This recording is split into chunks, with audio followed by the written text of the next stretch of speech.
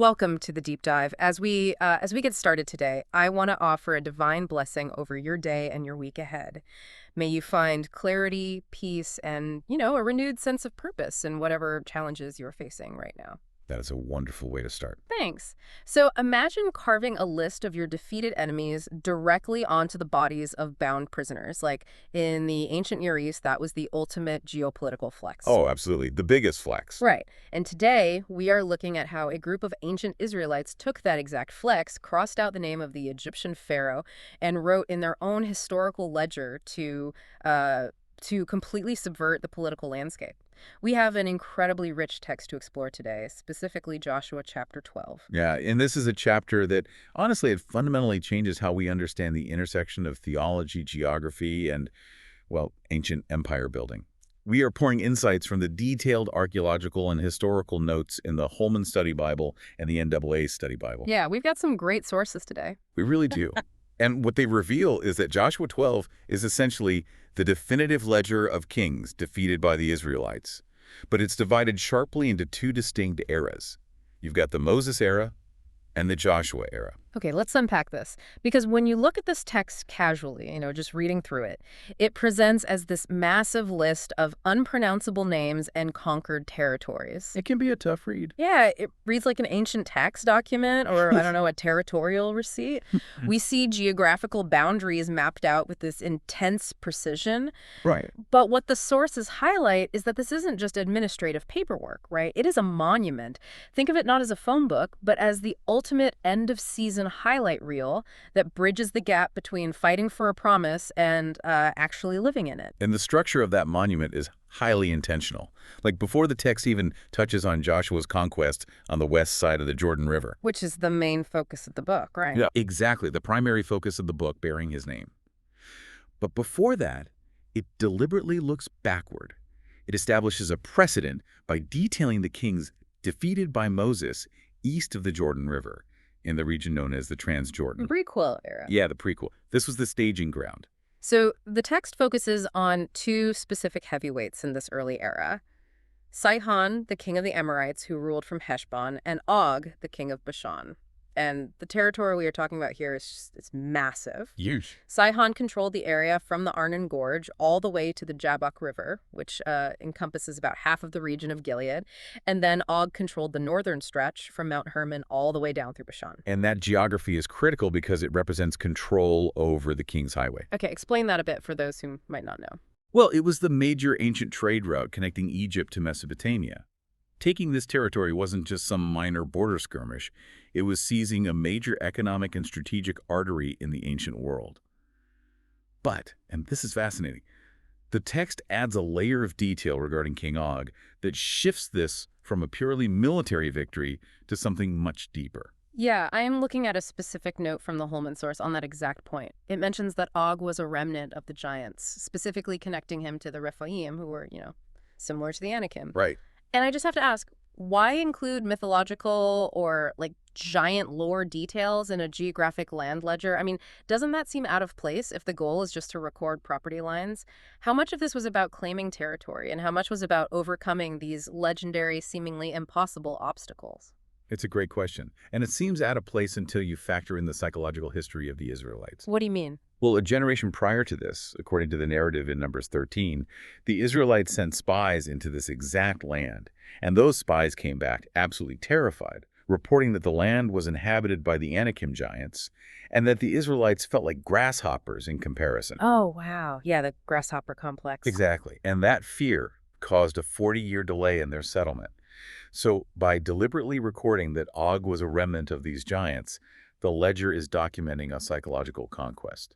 They weren't just defeating a local monarch controlling a trade route. They were dismantling the generational trauma and the bogeymen that had kept their parents wandering in the desert. So slaying the giant was literally the prerequisite for claiming the territory. That changes the tone of the entire chapter for me. It is a ledger of overcoming the impossible. Exactly. And speaking of the impossible, there is a really fascinating archaeological puzzle here regarding the other king, Sihon, and his capital city of Heshbon.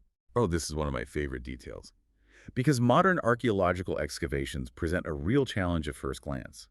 The site currently known as Heshbon, which sits in the right geographic area, and shares a linguistic connection to the ancient name Heshbon. Right. Hezbon Heshbon sounds super similar. Yeah, it shows virtually no evidence of being occupied during this early primitive period of the Israelite conquest. Which is the classic moment where a skeptic looks at the excavation data and says, well, the ancient text is entirely fabricated. Like, if the capital city didn't exist, the conquest couldn't have happened. Right, but the Holman source actually provides the mechanism for why that assumption is flawed. It notes that the real historical Heshbon of Sihon's era could likely be identified with a neighboring site that was heavily inhabited at the time, such as Tal Jalul or Tal Alumiri. Okay, but walk us through the mechanics of that. Why would the name of a city just detach from its original location and migrate to a new site miles away? Well, ancient cities were highly vulnerable to environmental and economic shifts. If a primary water source dried up, or say if a major trade route naturally shifted a few miles west over the course of centuries, the population couldn't just commute. Right, no cars back then. Exactly. They had to physically pack up and relocate to survive. When a population moves en masse to a new hill or valley, they take their cultural memory and the name of their city with them. Modern archaeology utilizes the TEL system, studying the layered mounds of ancient, rebuilt cities.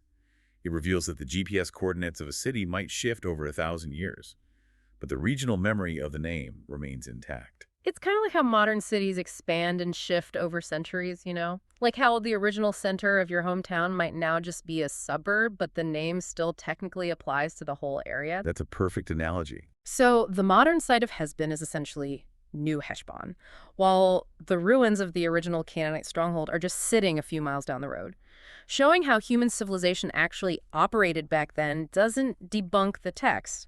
It adds this layer of gritty historical realism. It really does. Yeah. And the result of these Transjordanian campaigns was that Moses granted this conquered territory to the tribes of Reuben, Gad, and the half-tribe of Manasseh.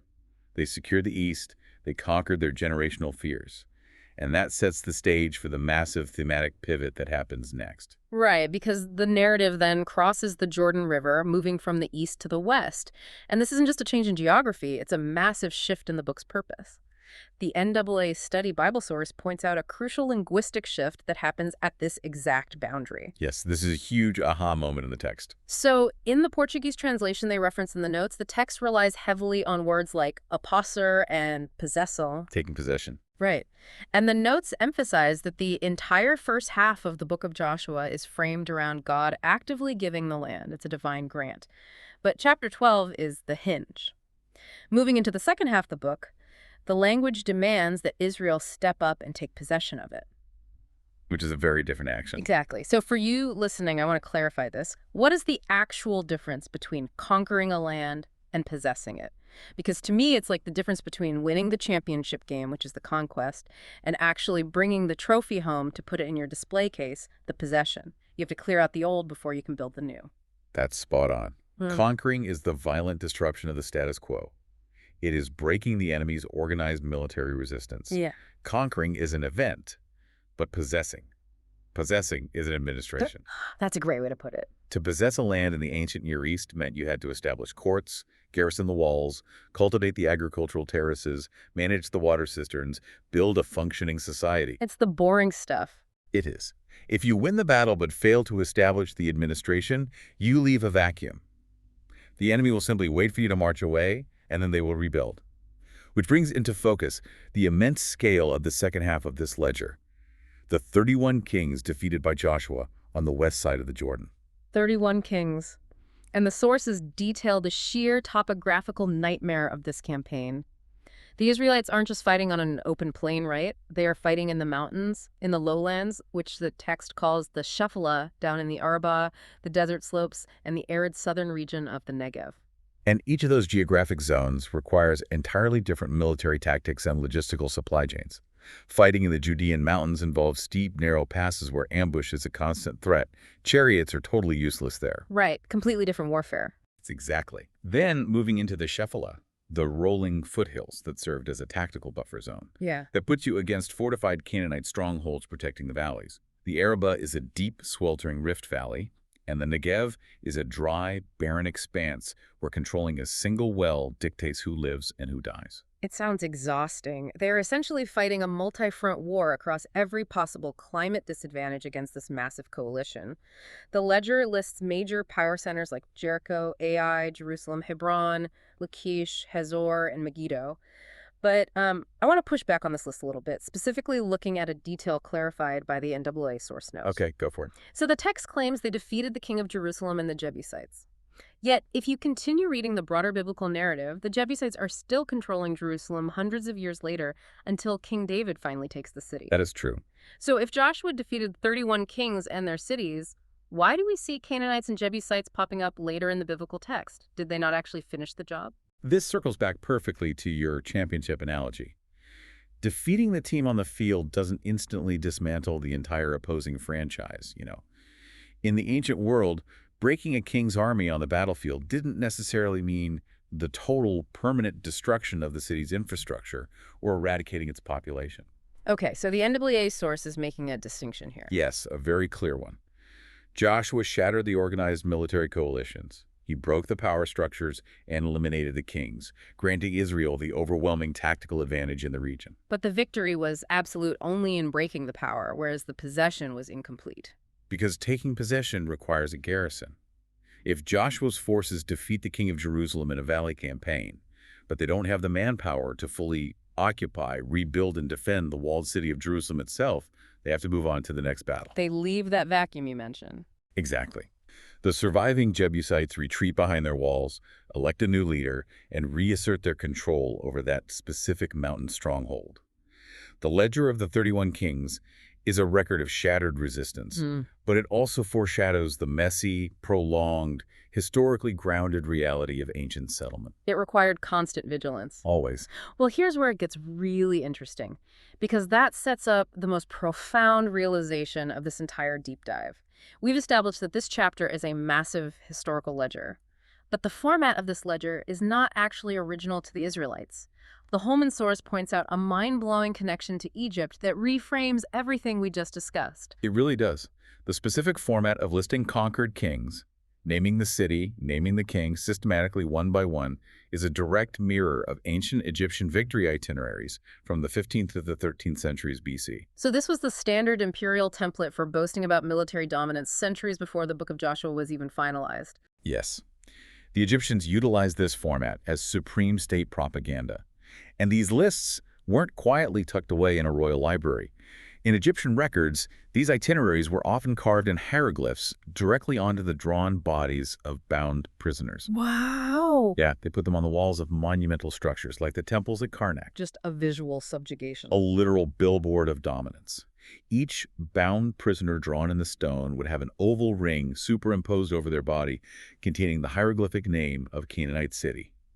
It was Pharaoh loudly declaring to the known world and to the Egyptian pantheon that he owned Canaan, had crushed its armies, and bound its cities. Which brings up a huge question.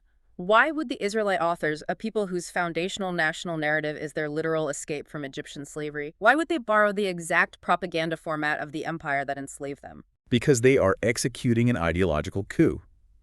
By adopting this highly recognizable imperial format, the biblical text is essentially writing a new divine itinerary.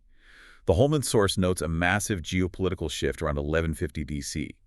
The Egyptian empire's presence and power in Canaan drastically declined and effectively disappeared. And nature abhors a vacuum. History does too. As Egypt withdraws, Israel steps into that void. They are taking the ultimate symbol of Egyptian imperial dominance, the bound prisoner victory list, and they are crossing out the name of Pharaoh. I love that image. They're replacing it with the name of Yahweh, the God of Israel. It's a theological statement of replacement. So it's a continuation of the Exodus. The culmination of it, really. By taking Canaan and listing the defeated kings in this specific Egyptian format, it acts as a resounding final defeat, not just of 31 local Canaanite politicians, but of the gods of Egypt and their pharaohs. It is God erecting a new historical billboard in the cultural language of the ancient Near East. Declaring that he is the true sovereign over the land, not the Egyptian empire. That just transforms this from a dry list of 31 kings into an ancient declaration of divine supremacy. I mean, the geopolitical shade being thrown here is incredible. Yeah. It validates the struggles of the Moses era in the Transjordan. It legally and theologically justifies the settlement of the Joshua era. And it completely subverts the propaganda of the ancient world's greatest superpower. Let's just trace the causal thread of what we've unpacked today for our listeners. We started with a seemingly dry list of 31 kings and 2 Transjordanian rulers. We realized that before you can take new territory, you have to slay the generational giants that kept you paralyzed in the past. And from there, we crossed the river and confronted the grueling difference between conquering a space and possessing it. The realization that winning the battle is vastly different from doing the hard work to build an administration. We looked at the logistical nightmare of fighting across the mountains, the Shephelah and the desert, and saw how breaking a power structure doesn't mean the work is finished. If you don't occupy the vacuum, the enemy rebuilds. And finally, we uncovered the archaeological mysteries and that amazing ancient Egyptian political shade hidden in the formatting of the text itself. And, for you listening to this, the mechanics of ancient geopolitics might feel distant, but the psychology of this text is universally human. Definitely. Joshua chapter 12 proves that recording your past victories, keeping your own meticulous historical ledger, is essential when you are preparing to step into and possess a new phase of your life. The Israelites needed this detailed list to remind them of what was possible. So they wouldn't lose heart during the exhausting, messy work of actually settling the nation. Exactly. When you forget the sheer scale of what you have already survived, you lose the confidence required to tackle the next logistical nightmare. Which brings me to a final provocative thought for you to explore on your own today. If Joshua chapter 12 is a detailed receipt of God's faithfulness meant to give the Israelites confidence to settle their new land, what would your own personal chapter 12 look like? That's a great question. If you had to write down a list of the giants you've overcome, the generational fears you've dismantled, or the seemingly impossible battles you've survived to get where you are today, how long would that list be? Are there 31 kings on your list? And if you took the time to write out that ledger of your own resilience, how might reading it change your confidence for tomorrow? Take the time to record your own highlight reel. A very powerful exercise. Well, thank you for joining us on this journey through the hidden mechanisms of ancient history. We are officially wrapping up today's deep dive. As you move forward, God blesses all the listeners. May you carry the confidence of your own conquered giants into the rest of your week. Until next time.